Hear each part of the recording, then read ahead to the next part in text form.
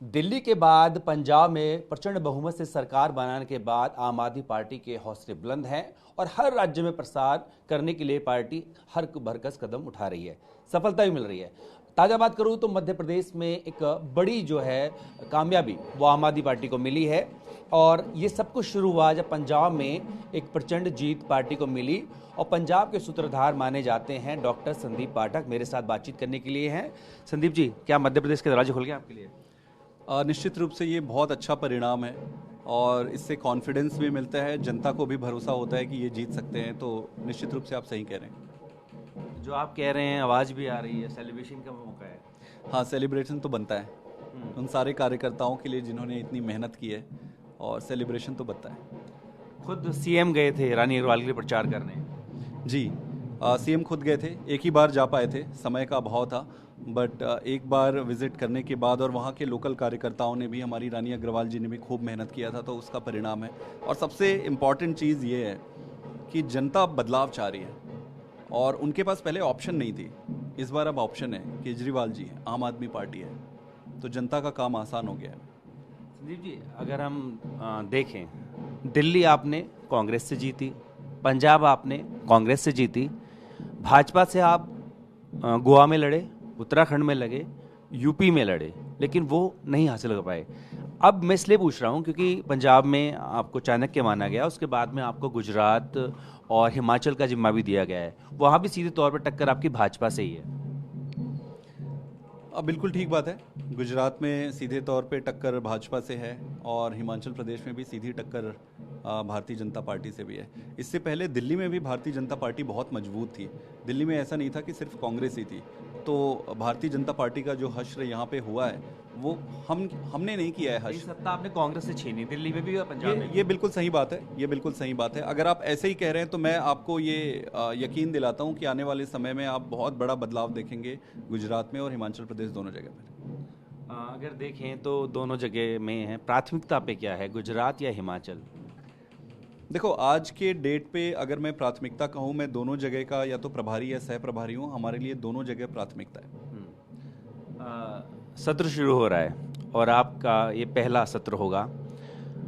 आपसे वहाँ से कुछ सवाल पूछे जाएंगे। एक तो आपके लिए कितना बड़ा दिन, पहली बार आप जाएंगे सेशन में। दूसरा, वहाँ पर आपसे हो सकता है लॉ एंड ऑर्डर की बात की जाए, इसको लेकर भी आपने सोचा होगा क्या जवाब देना है? नहीं, निश्चित रूप से मेरे जवाब देने या नहीं देने का ये मुद्दा ही नहीं है। मुद्दा ये है कि पंजाब में लॉ एंड ऑर्डर आप पहले गवर्नमेंट से और अभी के गवर्नमेंट में कंपेयर कर लीजिए। जिस तरीके से कोई भी इशू है, लॉ एंड ऑर्डर का इशू आता है, आप देखेंगे कि सारे मुद्दे 24 घंटे में, 78 घंटे में, 48 घंटे में, घंटे के हिसाब से रिस्पॉन्स आ रहा है। तो सरकार, इंपॉर्टेंट चीज़ सरकार की नीयत का होता है। सरकार की नीयत क्लियर है कि लॉ एंड ऑर्डर हम वन ऑफ द बेस्ट बना के देंगे पंजाब में। आपने भी कुछ सोचा होगा किन मुद्दों को आपको उठाना है? अभी हमारी आज बैठक भी होगी, बहुत सारे मुद्दे वहाँ पे डिस्कशन में आएंगे। पार्टी फिर डिसाइड करेगी कि कौन कौन से मुद्दे। अदरवाइज आप जेनरिक मुद्दे अगर आप लेंगे तो आप देख सकते हैं कि बॉर्डर बेल्ट में बहुत सारे इश्यूज हैं जहाँ पे सेंट्रल गवर्नमेंट के इंटरवेंशंस भी रहते हैं और इनके ज्यूरिडिक्शन पे बहुत सारे एरिया आते हैं। इसके अलावा एक पूरा बेल्ट है जहाँ पे कैंसरस और कार्सिनोजेनिक वाटर के कारण बहुत कैंसर के इश्यूज आते हैं, ये इश्यूज है। इसके अलावा कई सारे और मुद्दे हैं। We will take up all the issues जो जनता से सीधे तरीके से प्रभावित होती है। पहले राज्यसभा में सिर्फ 3 थे, अब 3 गुना से भी ज़्यादा हो गए हैं, तो कुछ फ़र्क पड़ेगा इससे आपकी आवाज़? फ़र्क पड़ेगा, बिल्कुल फ़र्क पड़ेगा। 3 से अगर आप 10 हो रहे हो तो विपक्ष की जो भूमिका रहेगी हम ज़्यादा मजबूती से उठा पाएंगे। एक बार फिर से पूछूंगा क्योंकि ढोल की आवाज़ भी आ रही है। मध्य प्रदेश से जो ये खबर आई है आपकी, कितनी बड़ी पार्टी के लिए? किसी भी पॉलिटिकल पार्टी के लिए, चाहे रिजल्ट्स कॉरपोरेशन के हो, चाहे पंचायत के हो, चाहे विधानसभा के हो, हर स्टेप एक माइलस्टोन होता है।